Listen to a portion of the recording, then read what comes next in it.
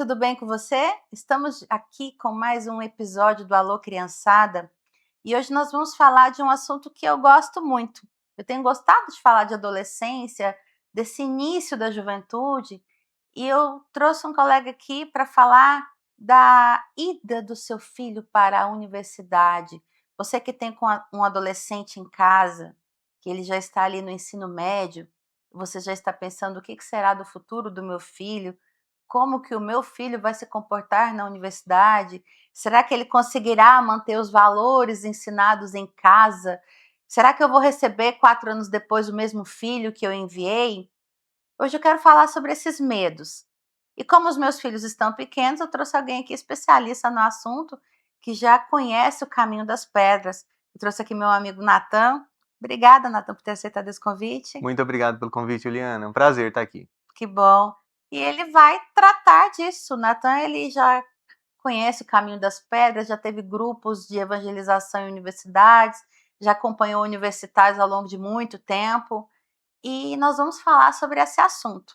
Eu espero que você fique aí, não vá embora. Chama o seu adolescente para ouvir aqui com a gente e vamos aprender. Logicamente que eu não vou esgotar o assunto hoje.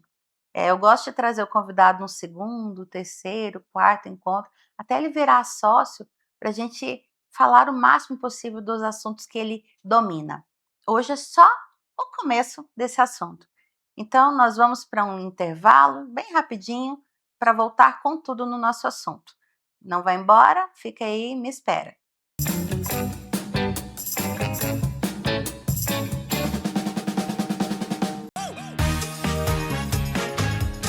Posso votar em outra cidade? Nunca parei para pensar. Eu não sei. Sim, eu posso votar em trânsito. É exatamente isso. O Manual do Eleitor prevê o voto em trânsito no capítulo 4. Olha só, se você estiver viajando, pode pedir a transferência temporária. Isso só vale para quem vai estar em capitais ou cidades com mais de 100 mil eleitoras e eleitores. Se a viagem for para uma cidade do mesmo estado, dá para votar para deputado federal, deputado estadual, senador, governador e presidente da República. Já se a pessoa vai para outro estado, só é possível votar para presidente. Dá para solicitar o voto em trânsito pelo autoatendimento eleitoral no site do TSE ou em algum cartório eleitoral.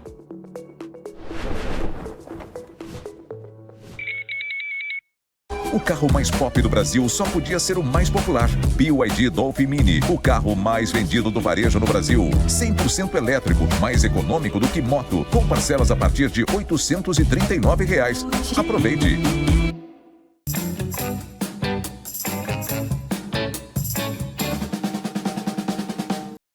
Voltei, falei que era rápido, era só para beber um golinho de água.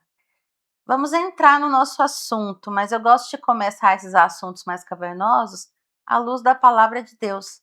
Eu creio que a Bíblia ela ficou para que nós tivéssemos um manual de como guiar, como gerir a nossa vida. E no livro de Efésios, o apóstolo Paulo começa, Efésios capítulo 6, um dos mais clássicos sobre criação de filhos, ele fala: Filhos, obedecei a vossos pais no Senhor, porque isso é justo. Honra teu pai e tua mãe, que é o primeiro mandamento, com promessa, para que você vá bem e vivas muito tempo sobre a terra.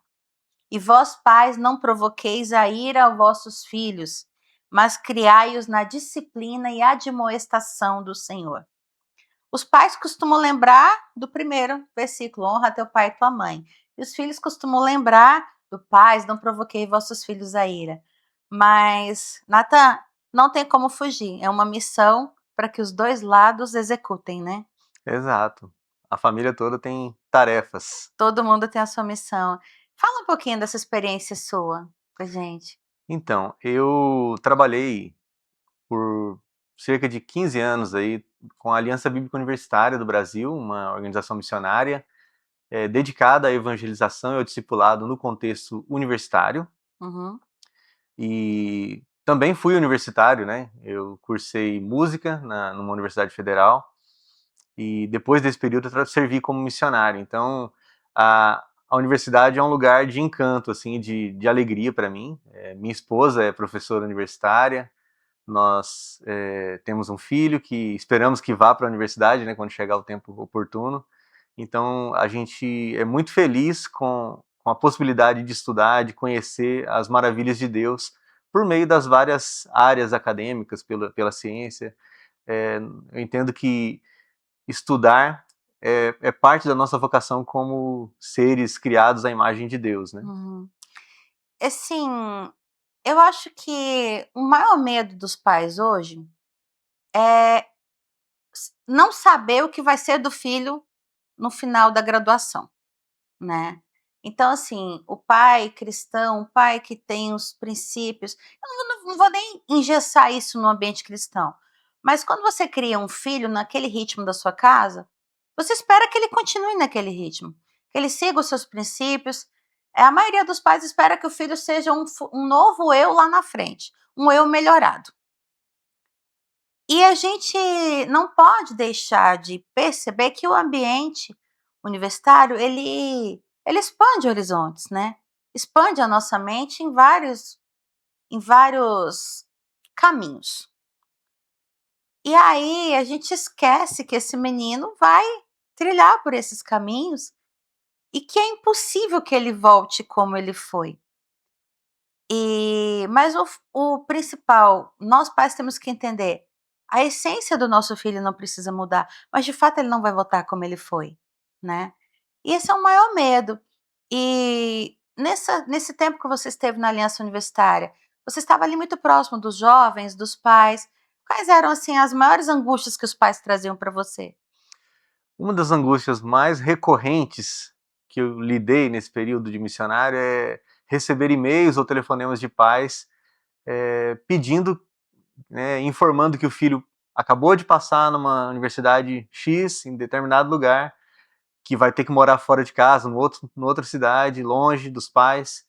E a pergunta era sempre assim: tem algum grupo já de Aliança Bíblica Universitária nessa universidade para que o meu filho participe, que ele se envolva com a ABU? E a minha percepção é de que eles não estavam enviando para mim um missionário. Ó, eu estou enviando um missionário para trabalhar junto aí na Aliança Bíblica Universitária, para evangelizar, para alcançar outros jovens para Jesus. Mas a maioria das expectativas era em torno de: olha, alguém pode cuidar do meu filho nesses 4 ou 5 anos para que ele não se perca nas festas, nas coisas diferentes, né, estranhas que existem dentro da universidade.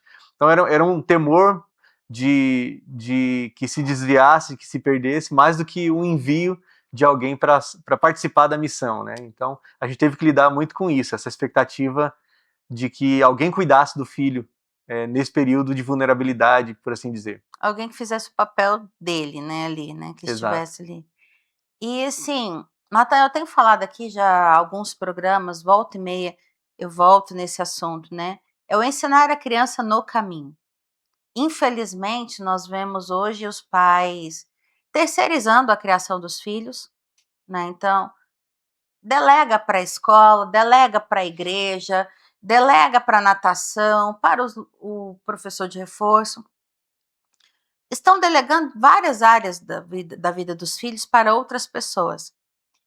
E esquecendo da missão dele, né.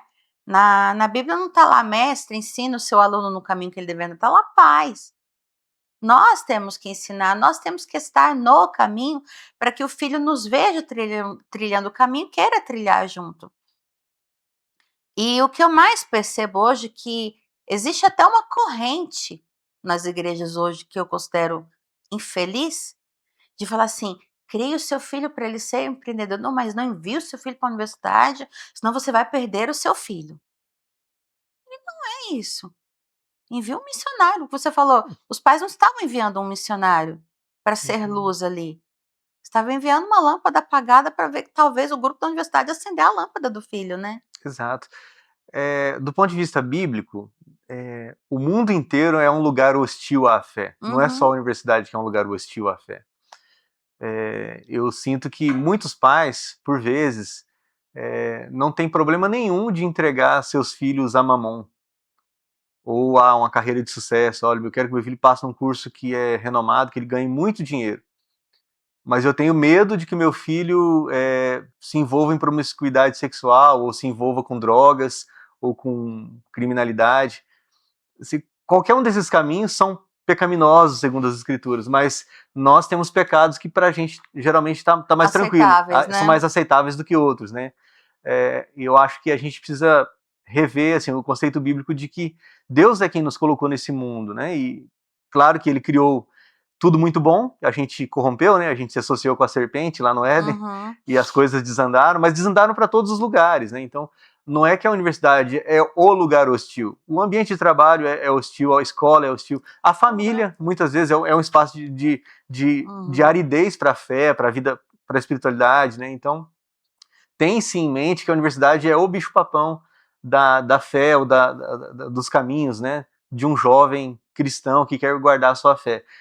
É verdade. Eu estive lá, eu trabalhei por muito tempo lá. Minha esposa trabalha lá, né, na universidade, ela é professora. Eu convivo com universitários e, de fato, é um espaço que existe muita hostilidade, muitas correntes de pensamentos, de ideologias, mas não é o único lugar que tem. O mercado de trabalho tem também, Sim. as amizades tem, os esportes do condomínio, gente. a praça do condomínio. Então, assim, se é para evitar que o jovem ou o adolescente se envolva, esteja no ambiente hostil, não tem.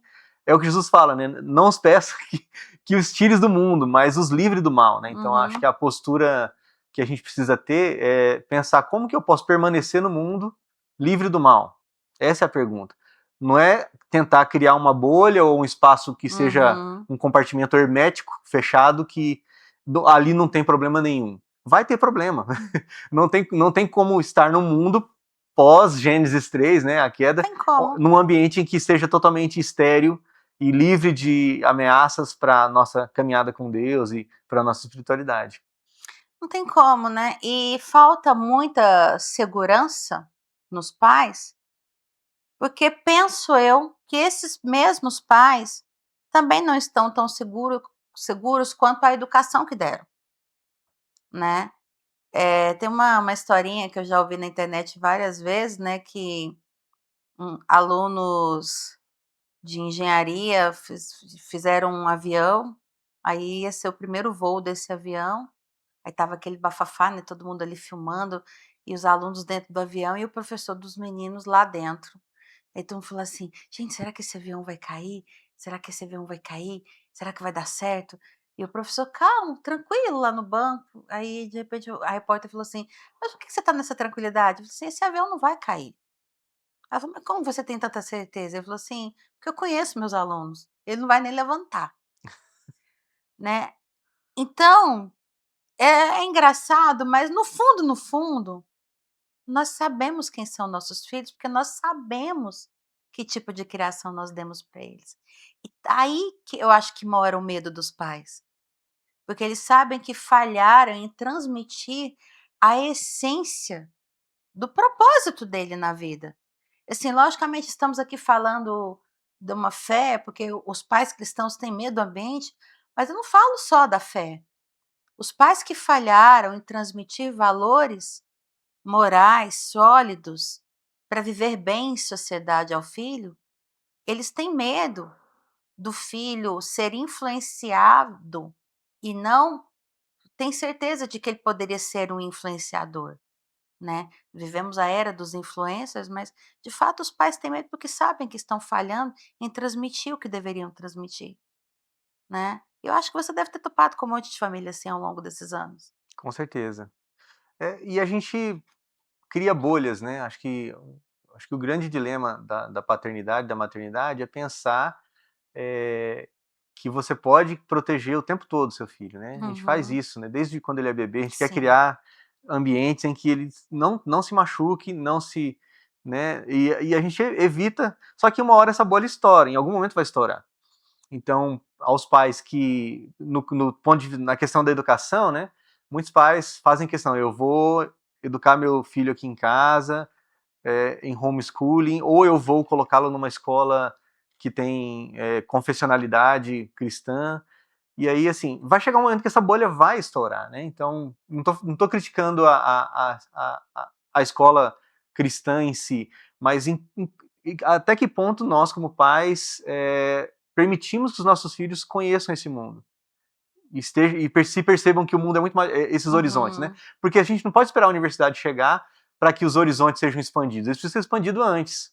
Claro. Quando ele pergunta alguma coisa que é estranha, a gente precisa ter o tempo como pai de sentar e conversar. Olha, isso que aconteceu lá na escola, isso que a gente viu no desenho animado, ó, isso é errado, não é um bom valor, não reflete o que as escrituras cristãs nos mostram. A gente precisa expandir esse horizonte antes, para que quando ele chegue na universidade não seja tudo novo. Ele precisa Uhum. ter contato com amigos que não são cristãos, ele precisa fazer amizades com outras pessoas, ele precisa estar em espaços em que não tenha só cristãos. Porque se ele cresce numa família cristã, vai para uma escola que todos os colegas dele da sala são cristãos. Se ele vai para um trabalho, ele trabalha numa empresa do irmão da igreja, que todo mundo ali é crente também. Uhum. Quando ele vai para a universidade, não vai ser assim. Pois é. E aí essa bolha estoura e ele se sente enganado e ele não tem argumento, não tem a capacidade de pensar num ambiente que é totalmente hostil, né, estranho à sua realidade até então. Não foi colocado à prova, né, ele nunca pôde praticar o id, né, porque ele estava dentro ali da bolha o tempo todo, né. E assim, vamos lançar essa provocação para o nosso próximo bloco, porque existe o medo, o pai está lá com medo de enviar o filho, mas de fato, não houve ali ao longo dos anos um devocional em família. E muitas vezes nem esse pai sabe por que ele crê no que ele diz que crê, né. Nós vemos hoje muitos pais, muitos cristãos perdidos, perdidos, que às vezes ele nem sabe por que que ele está ali, a igreja virou um ritual para ele, um costume, um clube social onde ele tem que ir, onde ele tem que estar, e porque ele já tem o ingresso para entrar lá, e é uma vida sem propósito, né. E quando nós falamos é um jovem de 16, 17 anos, eu tive 16 anos com essa criança, para falar para ele de quem é a nossa família, o que Deus espera da nossa família. E eu tô achando que são 4 anos que vão estragar ele, né. Não são 4 anos que vão estragar ele, foram 17 anos passados que eu não fiz o dever de casa, mas eu vou jogar essa provocação para o próximo bloco. Vamos para um breve intervalo, beber um golinho de água e nós voltamos logo, logo, porque ainda nós vamos trazer respostas aqui ao longo do programa, não vai embora. Fica aí e me aguarda.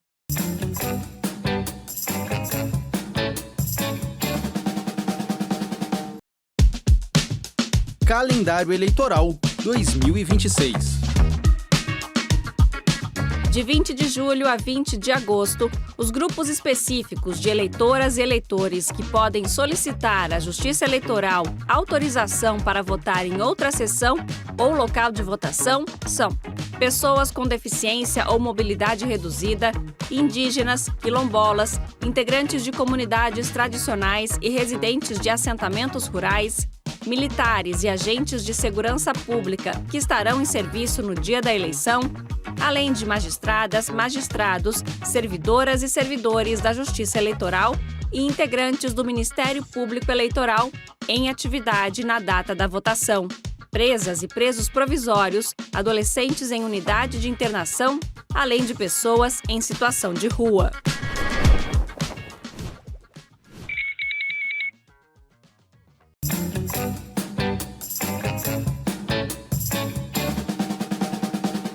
Voltamos, eu falei que era rápido. Agora eu vou lançar a pergunta para o Natan. Natan, os pais ficam com medo de enviar o filho para a universidade. Mas eu já acho que esse medo é mais uma culpa pelo que eles não fizeram ao longo dos 16 anos anteriores. E nós sabemos que o caráter de uma criança, tudo que eu devo inculcar nele, tá ali o protótipo, o embrião está pronto até os 7 anos de idade. Dali para frente, nós vamos desenvolver os talentos que já foram inculcados naqueles primeiros 7 anos. Qual é o caminho, considerando a sua experiência, tudo que você tratou, agora você é pai, você me falou que tem um filho de 6 anos, então já também da sua experiência, qual o caminho que o pai deve percorrer, porque quando chegar o dia da universidade ele não precisa ficar com esse medo. Qual o caminho que ele tem que percorrer hoje? Então, eu diria que a primeira coisa é sempre estar aberto para conversar sobre qualquer coisa com seu filho, o que ele perguntar, não desprezar a curiosidade do filho, eh, e municiá-lo, né, colocar ao seu alcance essas coisas que tragam provocações também. Eu acho que a gente tem que sempre ensinar com as escrituras, com a Bíblia, ler devocionalmente, né? Lá em Uhum, casa nós lemos com o nosso filho todas as noites antes de dormir. A gente tem o hábito, né, o costume de ler a Bíblia, de orar junto com ele. Muitas vezes ele mesmo já lê, ele pega a Bíblia e lê. Mas para além da leitura da Bíblia, a gente tenta colocar ele, né, assim, tudo que ele faz entra como pauta para conversa. Então, o desenho que uhum, ele assiste, o jogo que ele brinca, né? Assim, se ele está irritado porque ele perdeu num jogo, a gente tem que sentar e conversar. Olha, por que você uhum, está irritado? De onde que vem a irritação? Então, a gente aproveitar cada oportunidade para formar o caráter e formar os valores, né? Uma coisa que a gente não deixa de fazer lá em casa o nosso filho ele pediu para fazer uma playlist no nosso celular, né? Nossa plataforma de streaming. Então, a gente coloca, e a nossa playlist, tanto minha quanto da minha esposa, cada um de nós temos uma playlist, tem músicas cristãs, tem músicas não cristãs, é muito eclético. E a dele também ele aprendeu a fazer, desde pequeno, ele ouve de tudo, e aí ele pergunta, tem músicas que eu quero colocar essa aqui na minha playlist. A gente coloca, a gente conversa sobre. Então, a gente não cria uma bolha, não, vocês têm que ouvir esse tipo de música apenas, ou só esse tipo de literatura, ou só. Ele tem acesso a tudo, mas não é um acesso acrítico, é um uhum, acesso que a gente reflete sobre e a gente conversa sobre. E ele, desde pequeno, ele está aprendendo a fazer escolhas. Muitas vezes as escolhas não são legais. A gente fala, filho, mas isso que você colocou aí na sua playlist é uma música, olha, pode refinar um pouco tá mais. falando sobre isso, de maldade, de violência, de tal coisa. Acho que não é legal, né? Vamos trocar? Daí ele mesmo tira da playlist, Uhum, ele coloca outra. Não é uma coisa imposta, né? A gente está dando para ele acesso. Quando não tem acesso, a gente coloca. uhum, Ele ouve na nossa playlist, ele vê coisas que não são coisas que ele ouve na igreja, por exemplo. Ele tem acesso à literatura lá. Nós temos muitos livros lá em casa. Ele tem acesso à literatura, uhum, não necessariamente cristã, mas ele tem acesso e a gente conversa sobre. Então não é criar um espaço totalmente fechado, como eu falei, né, hermético, uhum, até enquanto eu puder controlar, vou manter aqui. Mas em algum momento essa tampa vai abrir. claro. Você não pode deixar isso acontecer quando ele tiver 18 anos, 19 anos só. Primeiro, que ele vai se sentir traído, enganado. Por que meu pai e minha mãe nunca falou isso comigo? Né, eu fui enganado, assim, isso que eu estou vendo aqui é muito mais interessante. E aí, assim, a ruptura, né, com a história de fé, com a espiritualidade, eu creio que ela se dá muito mais por uma falta de contato, né? É o mesmo Uhum. princípio da imunização, né? Quando você toma uma vacina, Você teve um contato com você a teve um doença? contato em pequenas doses com partes do vírus ou daquele componente que vai te adoecer, mas se você se antecipa, né, quando você tem contato, eu já Hum, conheço. Eu acho que é o mesmo princípio é, né, da imunização, né, no que diz respeito à saúde, a saúde uhum, espiritual, a saúde do caráter tem a ver com isso. Você ter contatos em pequenas doses e sempre refletidas e discutidas com toda e qualquer cosmovisão que aparecer por aí, porque elas estão aí. verdade. Assim, o é duro, mas a gente precisa acordar para isso. A primeira vez que os nossos filhos ouvem falar sobre um determinado assunto, precisa ser conosco, né. Porque tem uma frase, né: "Quem chega primeiro ao coração da criança ganha ela". Então, assim, a primeira vez que o seu filho vai ouvir sobre sexualidade, sobre drogas, sobre vícios, sobre política, precisa ser você. Porque quando ele ouvir na escola, e ele vai ouvir na escola, não tenha dúvidas, e infelizmente eles estão ouvindo cada vez mais cedo, ele vai falar: "Ah, não, beleza, meu pai já conversou sobre isso comigo, minha mãe já conversou sobre isso comigo", né. E eu tenho uma vivência bem particular na minha casa.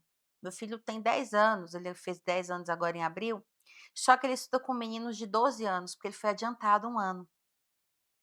Então, até o ano passado ele estava na educação infantil, tudo relax, tudo tranquilo, mas esse ano ele foi para o 6º ano. Uhum. Aí antes das aulas começar, eu falei: "Filho, vem cá, vamos conversar. Você vai estudar com meninos de 12 anos, você está trocando de escola, então muitos colegas lá não estudavam com você antes, que você não tinha aquela familiaridade.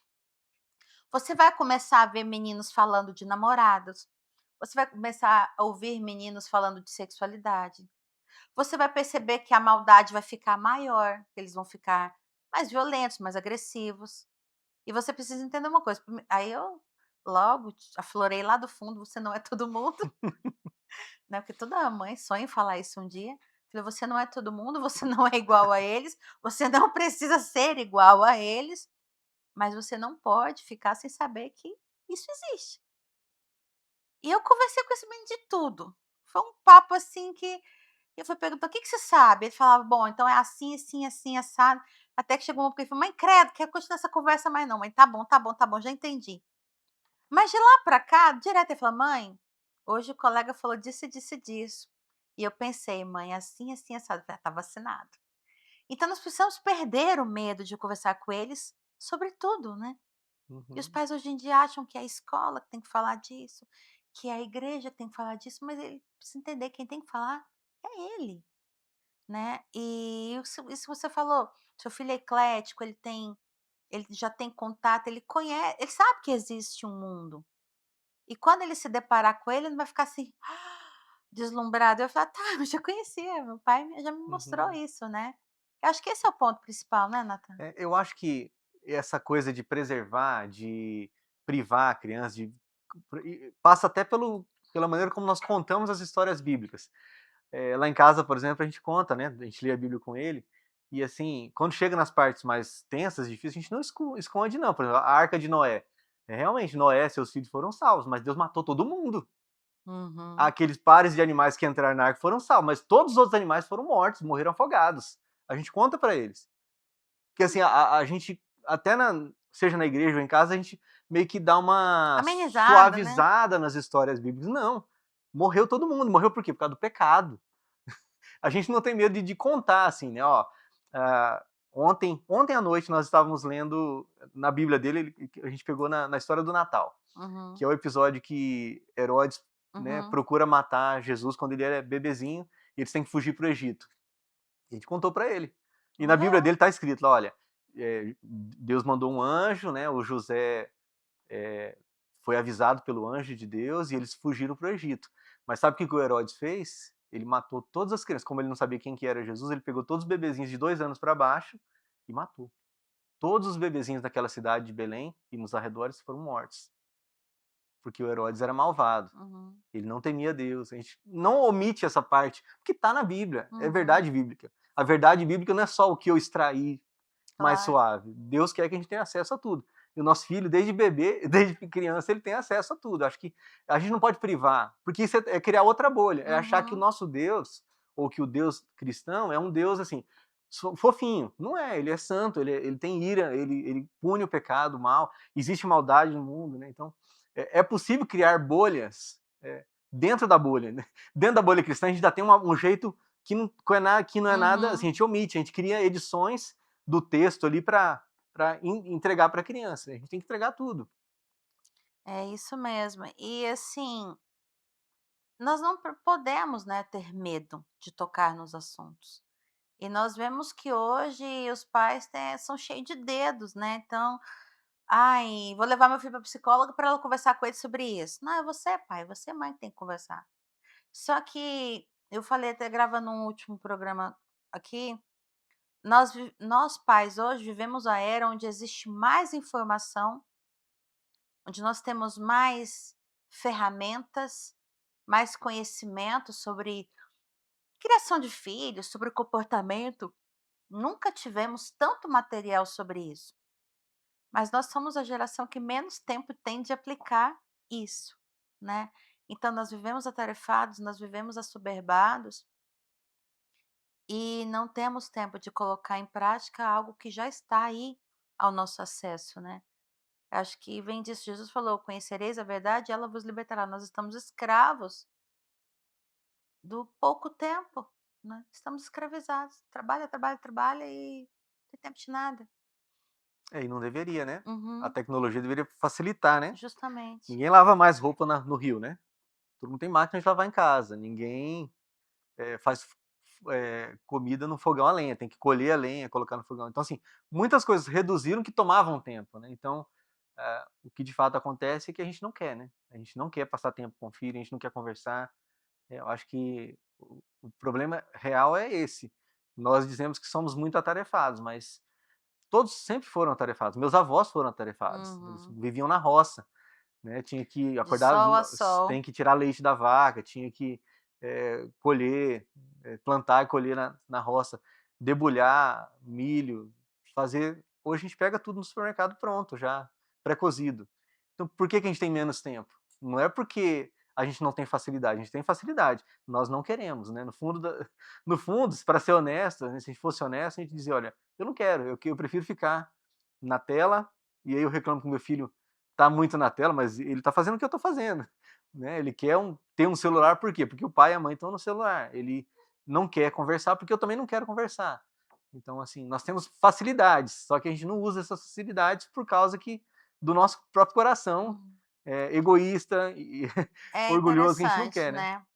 né, esse ponto que você tocou. Eu acho que nós podemos levar isso para um terceiro bloco, mas, por exemplo, eu não preciso lavar roupa no rio, tem uma máquina que lava a roupa. Enquanto a máquina está lavando a roupa, eu poderia estar com meu filho, mas eu coloco outra coisa para fazer, Exato. né. Então a facilidade, eu poderia usar o tempo da facilidade com ele, mas eu estou usando com outra coisa, né. Eu coloquei outro no lugar e de fato o que nós estamos fazendo é colocando nós mesmos no lugar deles, né. Nós Exato. estamos cuidando somente de nós e no nosso individualismo e deixando ele lá. E com 18 anos a gente fala: "Ih, agora o que que eu faço?" Aí procura o Natan, né. Aí com 18 anos a gente procura. Tem um grupo aí de cristãos aí para cuidar do meu filho. Cuidar já que eu não cuidei. Bom, vamos para um intervalo, nós vamos voltar com o assunto e agora vamos tentar trazer um fechamento, né, Natan.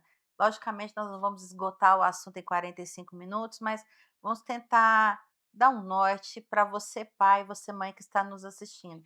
Mas o que eu quero te dizer, ainda que você tenha acordado somente agora, da mesma forma que o seu filho vai encontrar novos horizontes na universidade, você também pode encontrar novos horizontes na sua paternidade, na sua maternidade. Nós vamos tentar falar um pouquinho sobre isso no próximo bloco, mas então não vai embora, fica aí, eu volto logo logo.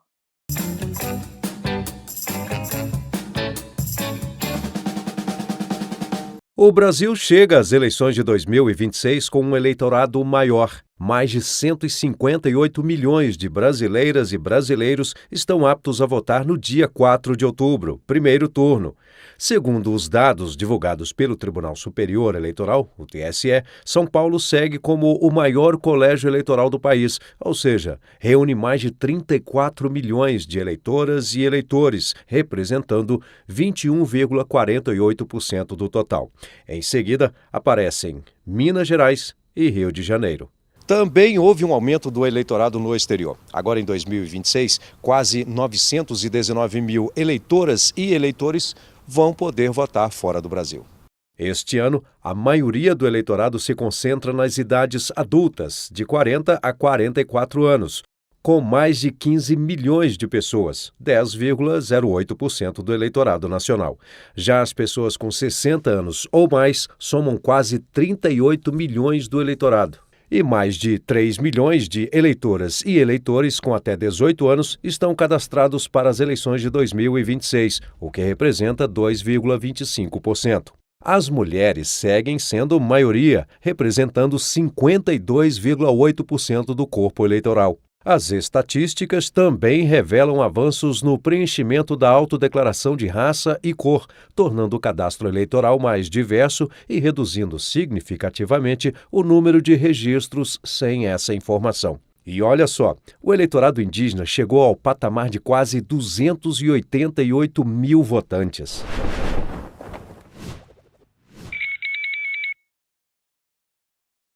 O carro mais pop do Brasil só podia ser o mais popular. BYD Dolphin Mini, o carro mais vendido do varejo no Brasil. 100% elétrico, mais econômico do que moto, com parcelas a partir de R$ 839.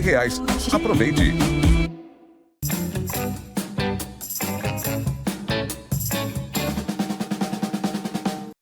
Voltamos, falei que era rápido. Essa deixa, Nathan, que você falou, realmente pega com a gente, né.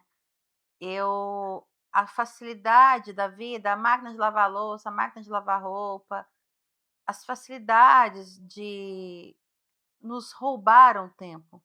Era para ter sobrado tempo, né, mas nós colocamos outra coisa no lugar e esquecemos do que era mais importante, que é a nossa família, esse é o fato, né. Então nós hoje somos roubados, infelizmente, não à toa o Toy Story 5 colocou o celular, um tablet como vilão, né, de fato, o smartphone, a internet é o vilão que nos rouba de nós mesmos hoje e nos rouba dos nossos filhos, né. Então, nesse tempo seu de pastoreio, de jovens, de famílias, né, hoje você na igreja acompanha famílias, conselheiro das famílias, né, o que você pode trazer para a gente, assim, de se eu puder te dar um conselho aqui de graça, não vou vender, o que nós podemos falar para as famílias hoje?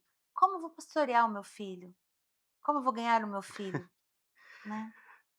Eu acho que é um pouco do que a gente já conversou, né, não tem uma receita pronta, mas, eh, não tem como a gente cuidar dos nossos filhos se a gente não dispor de tempo para eles. E mesmo que não seja em quantidade muito grande, mas o tempo que você esteja com ele, esteja com qualidade, com atenção, né. Deixa as telas do lado, brinca, senta no chão com ele, ou sai de casa com ele para um parque, para uma atividade.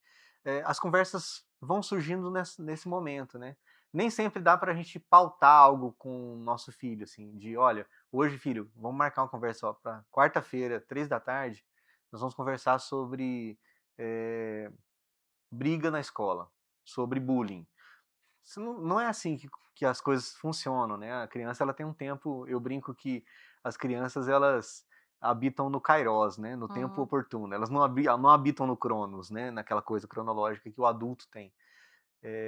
Então, o como que você vai conversar sobre isso? Vai ser num dia, por exemplo, que ele chega da escola chateado, porque alguém começou a falar do cabelo dele ou de alguma coisa dele, e fala: "Filho, então, isso é maldade, isso é bullying". Aí você vai entrar no assunto e conversar. Mas você tem que estar disponível, tem que estar atento ao que chegou para mim hoje, né, assim, essa coisa de ouvir relato, né, da escola, ouvir relato dos amigos, né. E a gente nesse momento é que a gente vai ter uma oportunidade. Então, a dica de ouro que eu daria, assim, esteja disponível, né, esteja atento e disponível, quando chegar alguma coisa, não trate como trivial, né, uhum. do tipo: "Ah, filho, isso aí não é nada. Isso aí na minha época era assim também". Ah, era de adulto, deixa pra lá. Quando eu era criança também, pegavam no meu pé, me chamavam de tal coisa. Você está desprezando o sofrimento, a angústia que ele tem naquele momento. Então, assim, se chegou alguma coisa para você, converse, né? Assim, mas como que você vai conversar? É no momento cotidiano, é na hora da refeição, é numa brincadeira. Ele vai se sentir à vontade, vai conversar nessas ocasiões. Não dá para pautar de maneira artificial, como a gente faz um encontro com um adulto, né? Ó, Uhum, eu tô agendando tal horário para encontrar a Uliana. Para a gente funciona, uhum, né? Ó, vamos tomar um café, vamos fazer né, uma visita para fulano de tal que está no hospital, a gente, né, agenda horários. Com criança você não consegue fazer isso. A formação ela é no dia a dia, é no caminho. é no caminho. Uma coisa que você falou, né, que me deu um estalo aqui. Não dá para programar. E eles vão falar, é tipo ali, estão sentados ali comendo, falam: "Nossa, hoje um coleguinha bateu no outro.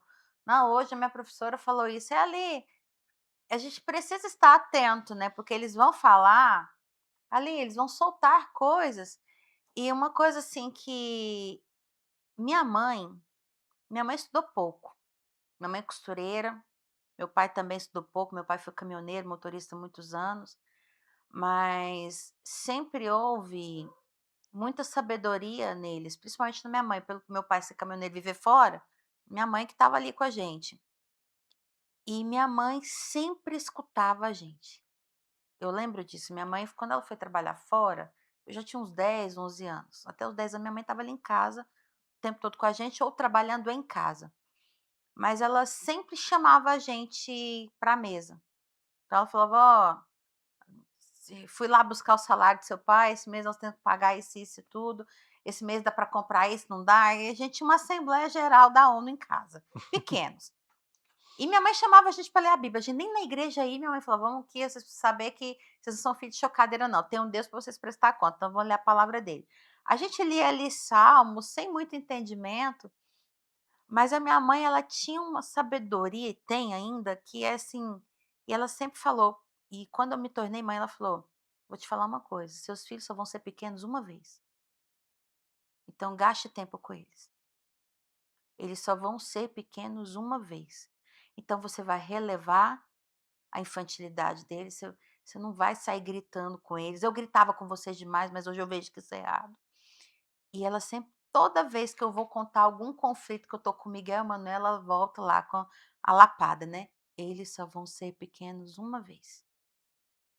E a gente precisa ter essa responsabilidade. Não dá para deletar e reescrever. É máquina de escrever, a nossa vida é uma máquina de escrever. Você perde a folha, né, se você Uhum, erra a letra. Não dá para ficar martelando a letra ali por cima, vai uhum. ficar o rasura. É uma vez só, né, Natan?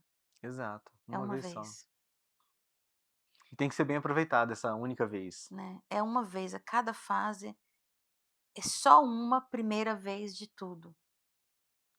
E a gente, por exemplo, você falou que sua esposa é professora universitária, né, quando seu filho andou a primeira vez, vocês estavam ali vendo ele andar, o primeiro passo. Tem muito pai e muita mãe que não viu o primeiro passo do filho, que não ouviu a primeira palavra. Uhum. Já era, passou, né. E eu me prendo muito nisso. A gente precisa parar de achar que vai ter uma segunda chance. Nem a salvação a gente sabe quando que é. Assim, porque fala assim: "Não, a gente sabe que Deus deixou um plano da salvação", mas você sabe o dia que você vai se encontrar com Deus? Você não sabe. Então nós temos que nos cuidar todos os dias, nós temos que ter responsabilidade todos os dias. E por que que eu tenho tanta responsabilidade comigo, eu não vou ter com essa criaturinha que não pediu para nascer, né. E, por exemplo, seu filho pede irmão? Já pediu. Já pediu? O meu pedia.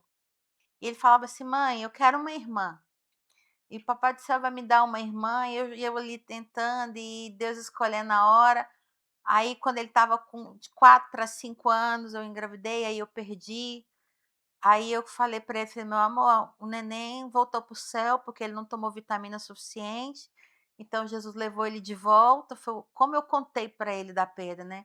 "Jesus levou o neném para o céu de novo, ele vai tomar vitamina, e aí ele volta".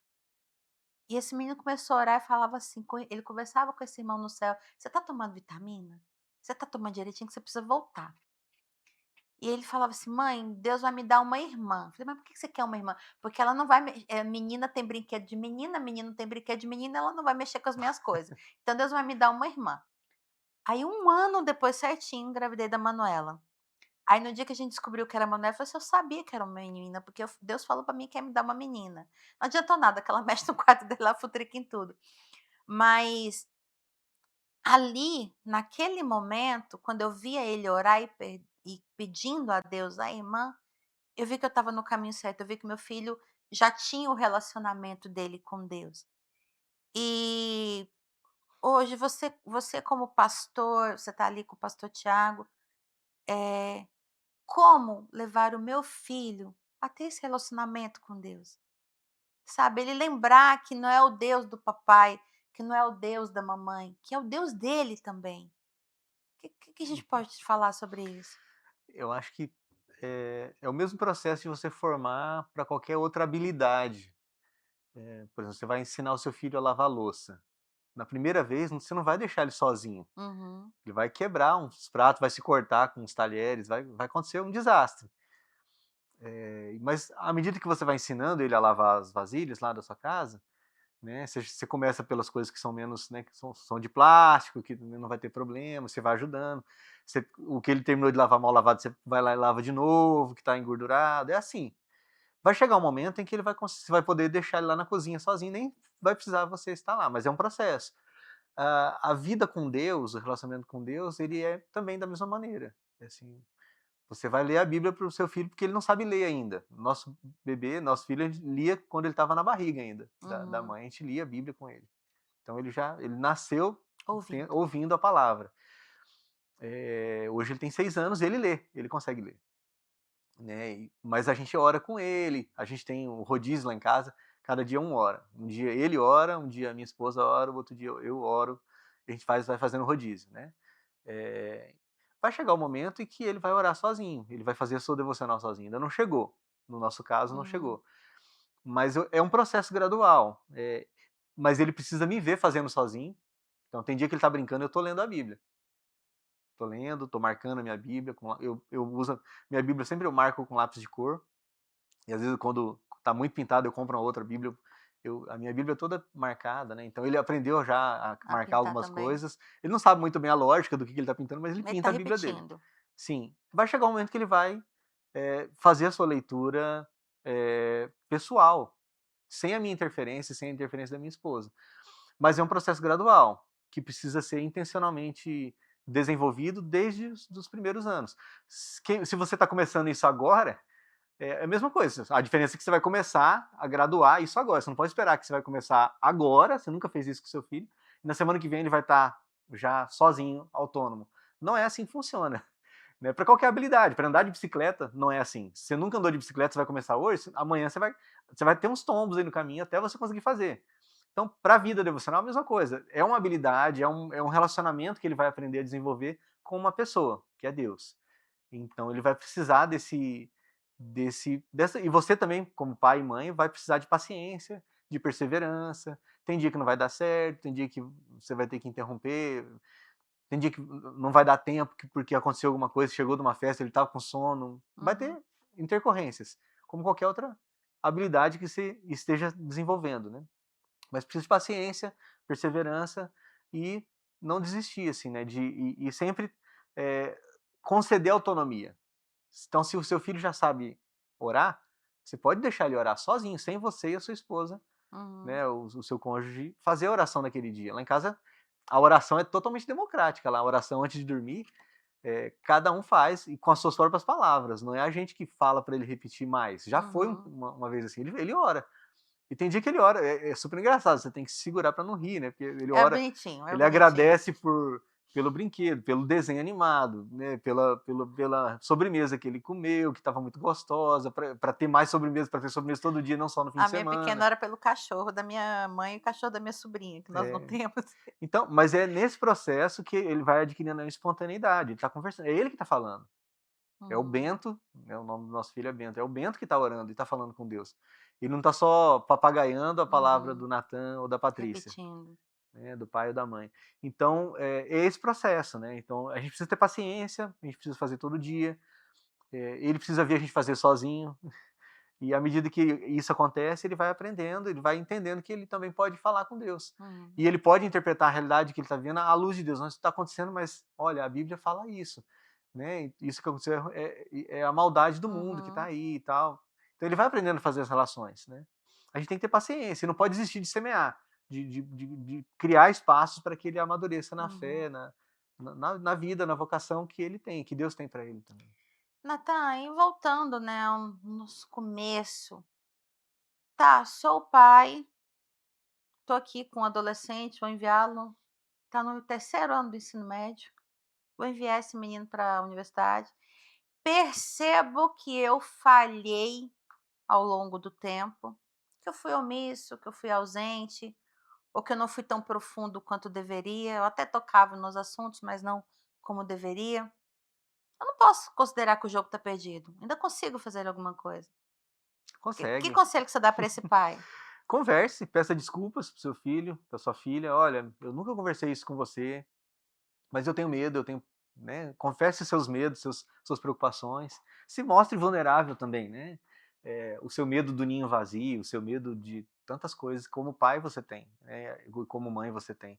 Então faça isso, assim, e comece agora. Não espere, né? Você já esperou 16 anos, 17 anos, então comece hoje. Então, Uhum. vamos ler a Bíblia junto aqui, vamos. Eu acho que um bom texto bíblico que poderia te ajudar é o texto de Daniel. O livro de Daniel é um livro muito especial porque ele, principalmente o começo do livro, né? Gosto Que são muito. jovens que foram selecionados para estudar na Universidade da Babilônia, né?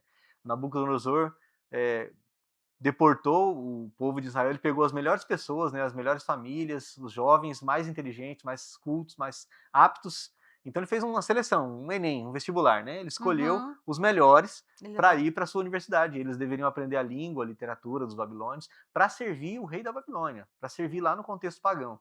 E Daniel e seus amigos, eles aprenderam a viver ali na Babilônia, mas debaixo do governo de Deus, né? Então acho que é um bom paradigma. Com certeza Daniel teve acesso a uma epístola, uma carta que Jeremias enviou. Está lá em Jeremias capítulo 29, ele enviou uma carta aos exilados dizendo: olha, procurem a paz da cidade para a qual eu os deportei. Orem por ela, construam casas, tenham filhos, vivam na Babilônia, porque eu enviei vocês para aí. Então, esses dois textos são muito preciosos para todo pai, toda mãe cristã. Assim, né? Jeremias 29, Daniel capítulo 1. Meditem nesses textos, estude eles em casa, no seu culto doméstico, leia com seu filho, converse sobre isso. E busque literatura, busque podcasts, assuntos que. Vídeos, qualquer recurso que possa te ajudar a aprofundar nesses assuntos, né, de universidade, de missão. Uhum. Isso vai ser útil para você. Tá bom, Natan, muito obrigada por ter vindo aqui. Acho que nós podemos depois tratar um pouco mais, de falar um pouco mais sobre isso, mas obrigado por você ter vindo. Foi enriquecedor para nós. E a gente se vê, né, num próximo episódio, com fé em Deus. E para fechar aqui, eu quero falar com você, pai, com você, mãe. Eu quero deixar com você a frase que minha mãe sempre fala: o seu filho só vai ser pequeno uma vez. Ele só vai ser pré-adolescente uma vez. Ele só vai ser adolescente uma vez. E, no fundo, o que ele precisa é que a cada primeira vez da vida dele, que você esteja lá. Não deixa a professora, a babá, a avó, não terceiriza a primeira vez do seu filho. Esteja ali com ele. Eu sei que é corrido, eu sei que é muito trabalho, mas sucesso nenhum da vida profissional justifica o fracasso da sua família.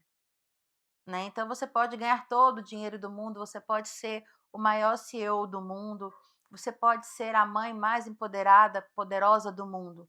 Mas se o seu filho não conta as primeiras coisas dele para você, você precisa rever a sua maternidade, você precisa rever a sua paternidade. Eu não estou aqui arrotando como se eu fosse a best mãe do mundo, não. Mas eu estou te falando que o que Deus tem mostrado na minha maternidade, quantas vezes eu preciso fazer o que o Natan falou aqui, meu filho, me desculpa, mamãe errou, mamãe está ausente, vamos voltar. E não é vergonha você reconhecer que errou. Na verdade, a cada vez que eu reconheço para o meu filho que eu estou errada e que eu peço desculpas, eu percebo ele mais próximo de mim. Acho que ele pensa assim: poxa, minha mãe é igual eu, ela erra também.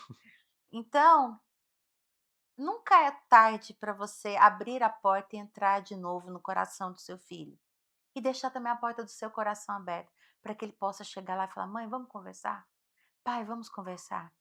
Então não tenha medo da universidade, não tenha medo do sexto ano, do nono ano, tenha medo de não ser a pessoa preferida da vida do seu filho.